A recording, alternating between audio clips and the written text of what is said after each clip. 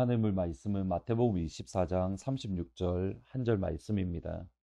그러나 그날과 그때는 아무도 모르나니 하늘의 천사들도 아들도 모르고 오직 아버지만 아시느니라. 팬데믹 이전에 신천지라는 이단으로 한국교회는 큰 피해를 입었고 또 큰 어려움을 겪었습니다. 교회 내에서도 서로가 서로를 믿지 못하고 의심할 수밖에 없는 그런 웃지 못할 상황이 벌어졌던 겁니다. 심지어 대형교회에서는 새로운 가족들이 등록을 할 때에 기존에 다니시던 성도를 통해서 등록하지 않으면 새신자로 교회 성도로 받아주지 않는 그러한 상황까지 벌어졌던 겁니다. 이런 가운데에 팬데믹이 터졌고 이 기간에 신천지가 큰 이슈가 되었습니다.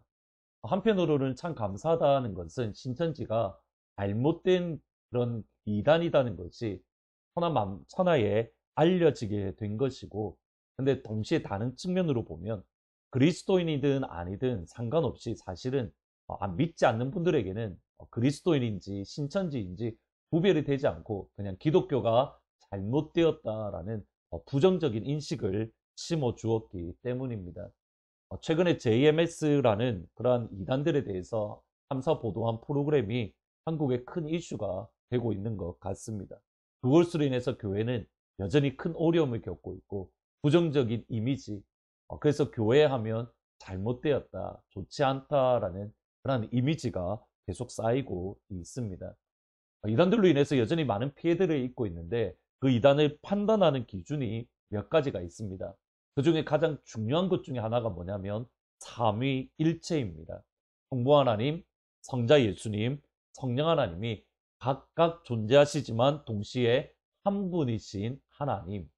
우리의 이성으로는 이해되지 않지만 삼위일체는 이단을 판단하는 중요한 기준입니다.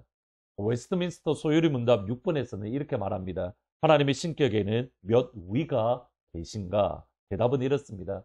하나님의 신격에 3위가 계시니 성부와 성자와 성령이신데 이 3위는 한 하나님이시다. 본체는 하나요. 권능과 영광은 동등하시다. 성부, 성자, 성령 하나님께서 하나님의 권능과 영광이 동등하시다. 빌립보서에서도 분명히 이렇게 말합니다. 예수님은 근본 하나님과 본체시다. 똑같으시다. 그런데 오늘 본문의 말씀을 가만히 보시면 조금 다른 뉘앙스의 말씀이 나옵니다.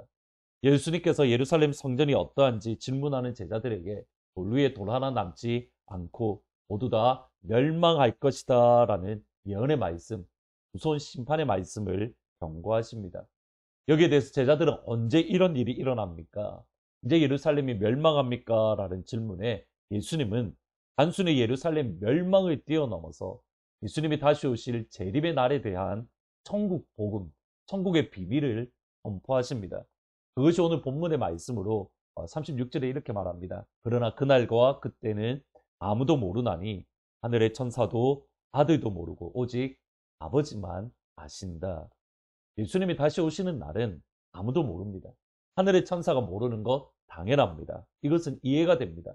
사람과 천사는 피조물이기 때문에. 그런데 아들도 모르고 아버지만 하나님만 아신다라고 하나님이신 예수님이 말씀을 합니다. 이 말씀에 따르면 하나님이신 아버지 성부 하나님과 성자 예수님이 동등하시다 말할 수 없는 듯 보입니다.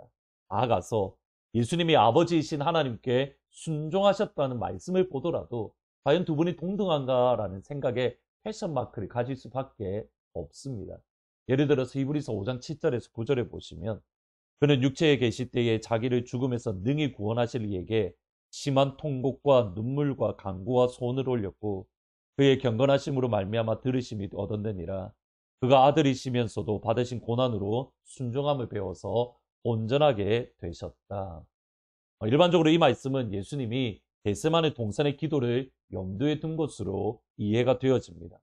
겟세마네 동산에서 예수님은 아버지께 할 수만 있으면 이 잔을 내게서 옮겨달라고 나의 원대로 마시고 아버지의 뜻대로 되기를 원합니다 라고 기도하심으로 하나님의 뜻에, 아버지의 뜻에 순종합니다. 예수님의 뜻은 잔을 옮기는 겁니다. 아버지의 뜻은 잔을 마시는 겁니다.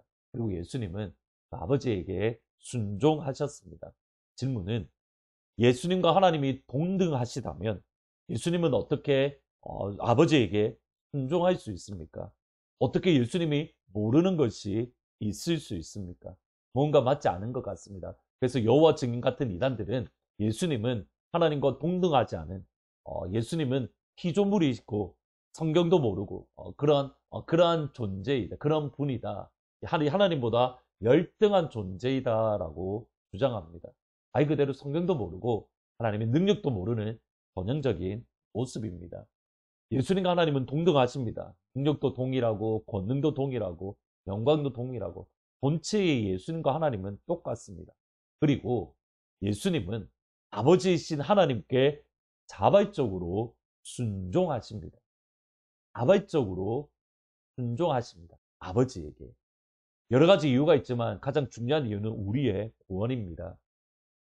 에베소서 1장 3절부터 14절까지는 헬라어로 하나의 문장으로 된 긴 문장 중에 하나입니다. 하늘에 속한 신령한 복에 대한 내용인데 간단하게 구분하면 성부 하나님이 주시는 복, 성자 예수님이 주시는 복, 성령 하나님이 주시는 복입니다. 성부 하나님이 주시는 복은 우리를 예정하셨습니다. 하나님의 백성, 하나님의 자녀로 우리를 예정하시는 것. 성자 예수님은 아버지께서 예정하신 것을 구원을 실제로 십자가에서 이루시는 것, 완성하시는 것. 성령 하나님은 아버지가 계획하시고 예수님이 십자가에 성취하신 것을 우리에게 이루어 주시는 분. 여러분, 이 관점에서 보면 예수님이 아버지께 순종하신 이유는 우리를 구원하기 위해서, 우리를 구원하기 위해서 예수님은 아버지에게 순종을 하신다. 다르게 말하면 우리를 사랑하시기 때문에 하나님과 본체시나 하나님 앞에 순종하는 아버지의 뜻대로 십자가의 그 잔을 받아 드시는 것.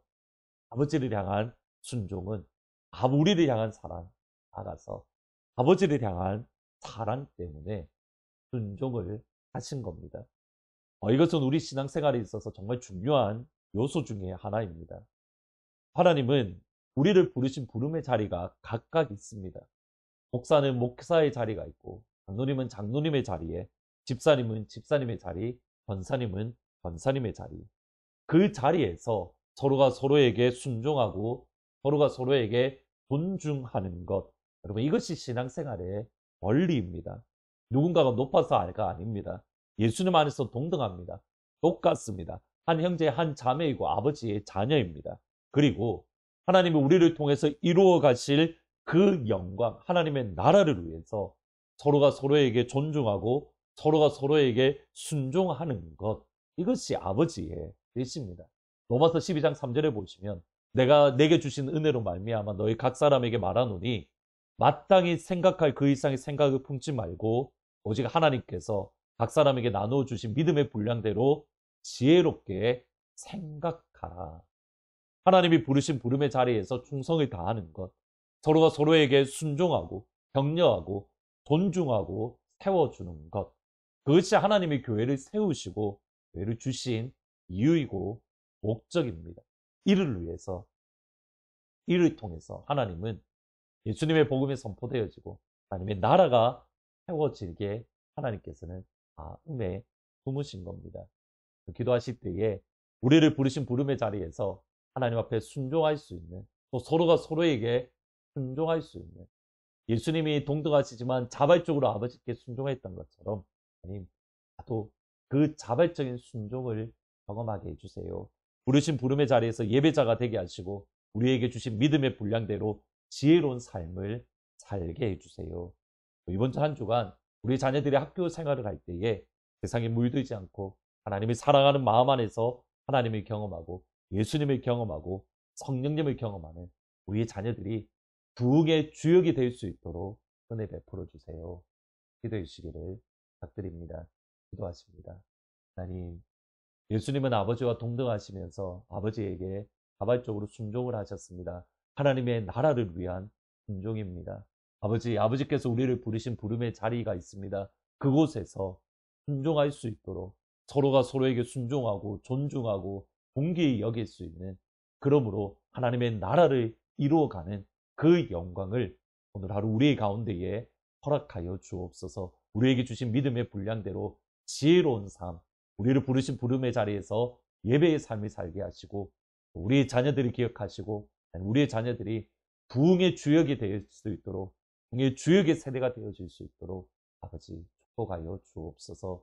예수님의 이름으로 기도합니다. 아멘. 오늘 이 시간 우리를 부르신 부름의 자리에서 예배하는 자로서 우리 자녀들이 부흥의 주역으로 설 수 있도록 기도해 주시기를 부탁드립니다.